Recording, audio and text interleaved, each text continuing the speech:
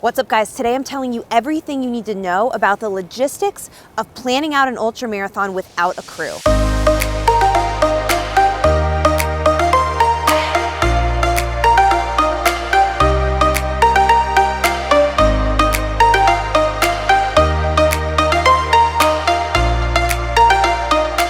Happy New Year, guys. I'm Holly. If you're new to the channel, welcome. I'm glad you stumbled on this video. If you guys are returning, thank you for coming back. Now, when you're on the crew for an ultra runner, you become very responsible for executing their race strategy. When they get tired, when they get unmotivated, it becomes your job to make the best decision for them to get them to the next stage, next aid station, all the way through the finish line. We also know how time-consuming being on the crew can be. It often takes up a whole weekend, especially if you're traveling to the race, and of course, depending on the distance. All that being said, guys, I guarantee you can race without a crew, and I'm gonna lay everything out, everything you're gonna need to put in your drop bags, where to put the drop bags, and all you need to think about prior to starting the race. Now, the key to making this work, guys, is to lay out every possible scenario that could come up mid-race. I like to start with a really big list and then whittle it down based on the environment of your race, the weather, the reality of what could actually happen. Get creative here. Things that have happened to you, of course, will be on the list, but things that haven't, but maybe have happened to a friend of yours or maybe someone online that you've seen them go through the situation and remedy it. Get really, really expansive with your thoughts here. Anything can happen during an ultra, not to scare you, but you really want to go in knowing that you have a solution for everything you could possibly think of. A couple things to get you started on your list: rolled ankle, being overheated, being too cold, maybe being too wet. You've had a few water crossings through the course and now you're soaked. Being in a headspace where you don't know how to continue, you don't remember why you started in the first place, you're lacking motivation. And of course, calorie, hydration mismatch, not having enough calories, having too many, or being over or under hydrated. These are all things to get you started, but of course the list can expand from here. Having done many ultra marathons in my life, I can tell you I've been around a lot of runners. I've seen how personal the race experience is to each of us. That being said, when you're making your list of scenarios that could come up, get real on your long runs, on your races, short runs, runs that don't happen in your normal schedule or normal environment, different time of day. What happens to your body? Some of you guys might have sensitive stomachs. Some of you guys might deal with really bad cramping, especially when it gets hot. So have those plans ready to go. But luckily for you, in this video, I'm gonna list every possible item in different categories that I think you could need in your drop bags, and we're gonna talk about that. But before we get into that, I have to say, it is so badass that some of you are considering running an ultra without a crew. I think it's incredible. I think it's really admirable, and I know that all of you can do it with the right plans. First things first, we need to know what your course looks like. Are you doing multiple loops around one area? Are you going point to point? Are you doing an out and back? Are you doing one giant loop? So many different options there. Assuming you picked your race based on the course, you should know that now. But otherwise, guys, on the website for the race, they've done such a good job with all these ultras of laying out the drop bag and crew access scenario along the course. You want to know every single possible place you can have a drop bag. That's going to be the bag with all of your stuff that you could need. One tricky thing about ultras is that you can't really determine when certain problems will come up.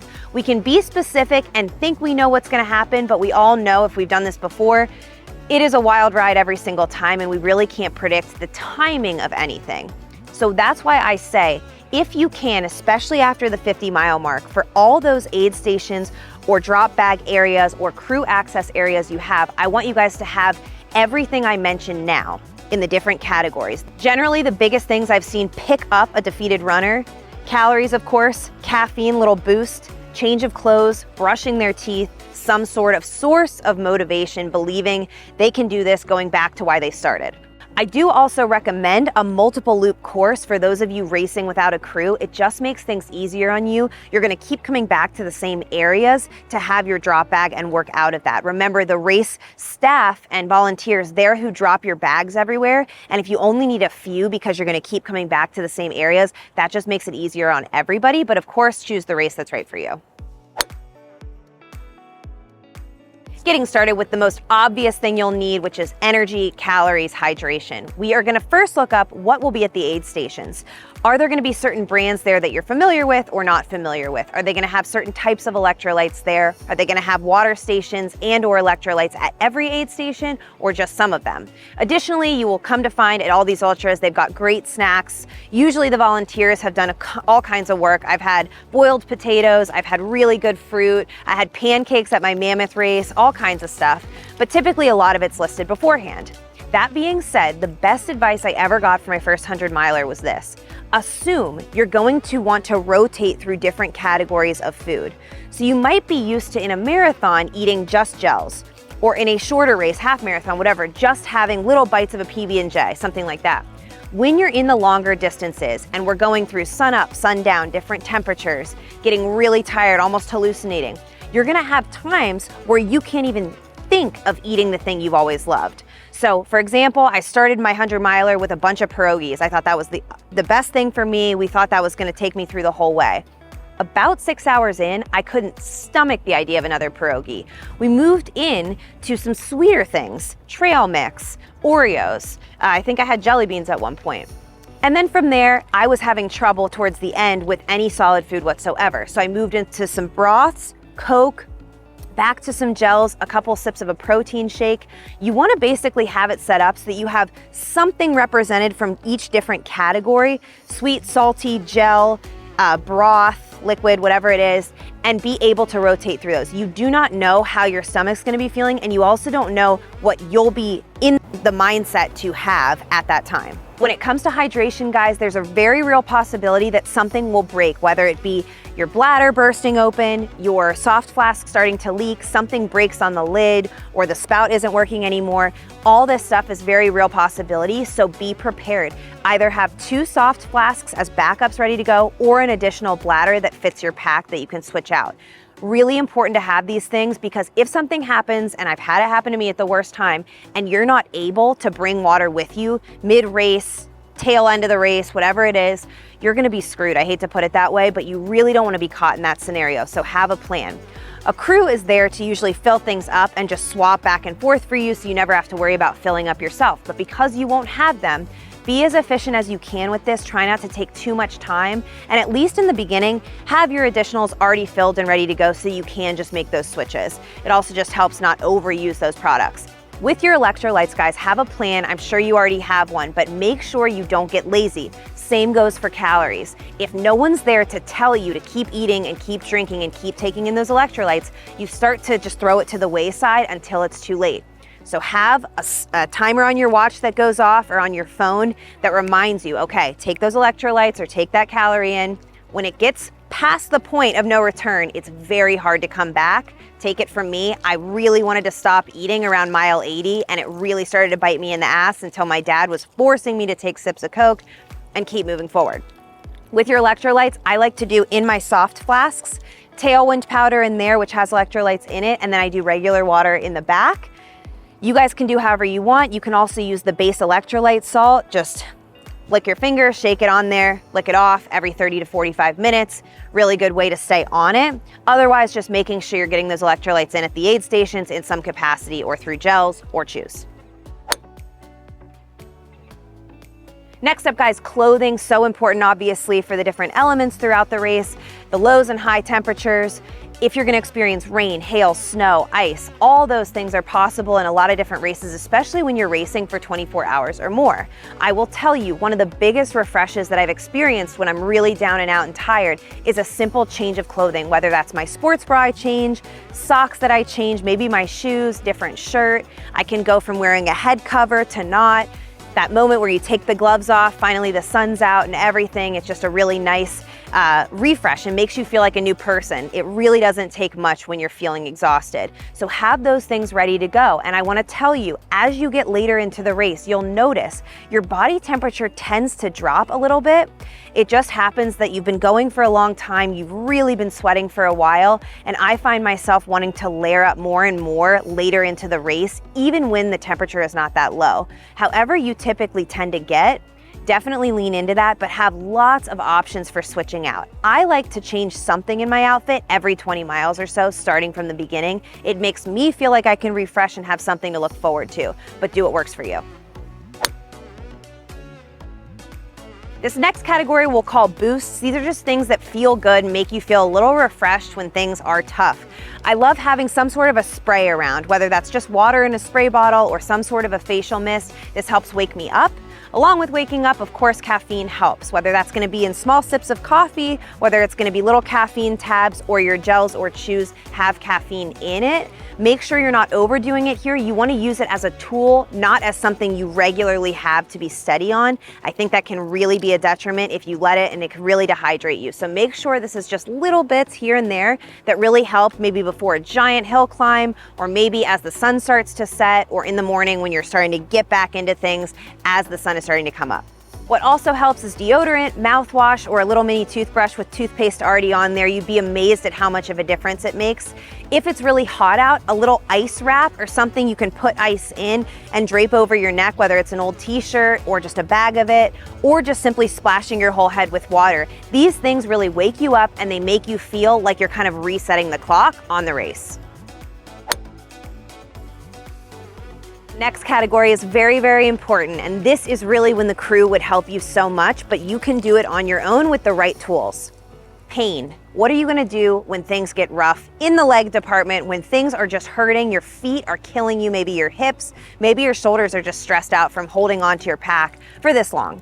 Here's what you wanna have, a massage gun. No one will be there to help pound out your legs or help you stretch. Massage gun is great, requires no effort. You can also sit in a folding chair while you do it. A lot of people have folding chairs at their aid stations so that they can just sit and chill for a few minutes. This is a big one. Definitely sitting there with your massage gun will help reset you. Additionally, compression sleeves are awesome. I like to add them in the second half of my race anyway to just minimize the blood flow going to the feet. My feet were so swollen for so long after my 100, and I could have minimized that with a little bit of a better strategy around my compression sleeves. So you can have ones that go over the calves, over the knees, things that just get that blood a little bit removed from the area it's really pooling in. Additionally, guys, have that ibuprofen ready to go if you know it sits okay with you, or that acetaminophen, whatever you prefer. Again, as a boost, not as a regular thing to keep it going. It does really help, and if you are getting a little dehydrated and getting those headaches or the start of a migraine or something, it's just good to have that on hand. And outside of general stiffness and sore muscles and little cramps, we want to be aware of blisters and rubbing, and this can happen early on and really screw up your race if you don't have a plan from the beginning. I have talked about this in so many videos because you guys know how much I've dealt with those arch blisters, but finding a good system for tape, Band-Aids, runner's lube, that chamois butter, whatever you need in all the areas that it could rub. That's that sports bra, under the arms, nipples for guys, all parts of your feet, ankles, back of your heels. Anything can happen, especially on different varying terrain. A lot of rock running, like slick rock running, can cause these problems pretty quickly. So you wanna have everything at your disposal ready to go early on at these aid stations so you know, okay, I have that, I have a solution for the problem. Have scissors there as well. But you wanna have every possible fix for that, and as soon as you start to feel a little bit of rubbing anywhere, you gotta make an adjustment. When it comes to the elements, that rain, hail, snow, really extreme heat, you guys wanna have everything you could possibly need. A good rain shell that's light, that has zippers that unzip underneath the armpits to give you that breathing room. You wanna have a foil blanket, really, really good if you are sitting in that chair, just taking a few minutes at the aid station to just lock in that heat, help you stay nice and comfortable. You wanna have your gaiters if you are in that rocky or sandy area. You wanna make sure that you're keeping all of that stuff from getting in your shoes and socks. So gaiters just go right over the shoes, they Velcro to the back, and they stop debris from getting inside. Really, really nice to have in any sort of a trail or sand scenario. Guys, I mentioned that ice before, but you wanna make sure that anything that comes up doesn't feel like a big shock and surprise. It's like, okay, I just grabbed that thing that I need. I have prepared for this possible scenario. When it comes to our shoes and socks, obviously these really, really matter, and they are the big reason that we get through a race or not. So I wanna make sure that you are in things you've tried before, you have run in many, many times before, you trust for many miles. That being said, guys, everyone's a little different about if they like switching these throughout the race. Some people like taping their feet, putting their socks and shoes on, not touching it again. I personally get a little boost out of switching out at least my socks. And again, if you're going through water crossings or anything crazy, you're gonna wanna make sure you have backup if you know you'll be dry thereafter. Having a backup pair of shoes is a non-negotiable in my opinion, even if you're not going through any sort of weather or water crossing. Shoes can malfunction in some way. Tread can come off, your laces can rip, snagging on something breaks. You just wanna have that extra pair to lean on if you need it. I personally recommend a pair that's different than your original. So if I have a more cushioned pair that I'm already running in, I would bring more of a zero drop as my switch out. I find that sort of helps reset my form. I've used that before as just a way to make sure my calves are nice and elongated, my heels are kissing the ground. It also helps kind of reignite my foot muscles if they're sort of deadened or I'm just falling into that shuffle like I mentioned. My final point today, guys, is very important. Remember that a really big job of the crew is to emotionally motivate that runner. When things get tough and they're wondering why the hell they signed up for this in the first place, the crew comes in with a reasonable, level-headed mindset and says, look, you wanted to do this because of X, Y, and Z. You've put all these miles in. You are tough enough. You will get through it. What are you gonna do to set yourself up to have things to look at, listen to, read when you are low? First thing I recommend is making a little photo album in your phone to reference. People that make you happy, memories that make you happy, that just put you in a positive headspace. Maybe you have some finisher photos in there from other races where you were really proud of yourself. Something that's gonna reset and just give you a reason to keep running. Second thing I recommend, have something ready to put in your ears when you need a little boost. That could be favorite podcast episodes or an audiobook that you know a specific chapter of always motivates you or lifts you up. I, of course, love the David Goggins on Joe Rogan episodes. I love listening to Courtney Dauwalter talk about her experience. Whatever you know that resonates with you, have that ready to go in case you need it. Additionally, guys, have a couple little mantras that you can go back to throughout the race. Very small sayings or sentences that you know have resonated with you in the past. For me, a recent one that I really like, Jesse Eitzler said, be where your feet are. Of course, just the simple notion of just putting one foot in front of the other also helps. Things that you know really work for you, either write them down so you can reference them in your state of hallucination or your big level fatigue. You just need to have a place to go to look, whether it's in your phone for all this stuff or whatever, that you can pick yourself up when no one's around. Next thing you guys can do, eavesdrop on the other people at the aid station. I know that might seem a little bit weird, but other crews are gonna be there for other runners. Who's to say you can't listen in? You don't need to be nosy, but you can certainly use anything you're hearing to your advantage. If they're giving them advice on what to do for their legs, if they're telling them, look, remember when you did this really hard thing and you got through it, lean into that stuff. Pick it all up, that positive energy. All these volunteers, these crews, they are there because they want people in their lives to succeed, which I think is so cool. A lot of these volunteers just come out and help because they want to help these strangers. Lean into this stuff. The atmosphere at an ultra is unlike anything else. I really, truly believe it. It's why I sign up for so many of these things. Lastly, guys, I can't tell you how badass it is that I have people watching this video that are considering doing an ultra without a crew. It is so cool. Always go back to knowing how incredibly difficult that is. So when you want to give up, remember the fact that you've already started this is incredible. You will get through it. You have all the tools now. Make those drop bags, get a system in place, and do not give up. You will be so proud of yourself at the end of this. Please let me know how it goes. And I will see you guys in another video. Don't forget to subscribe. Look me up on Patreon. I'll have everything linked below. Follow along workouts coming out every single month for just $3 a month. Love you guys. Have a great race. Bye.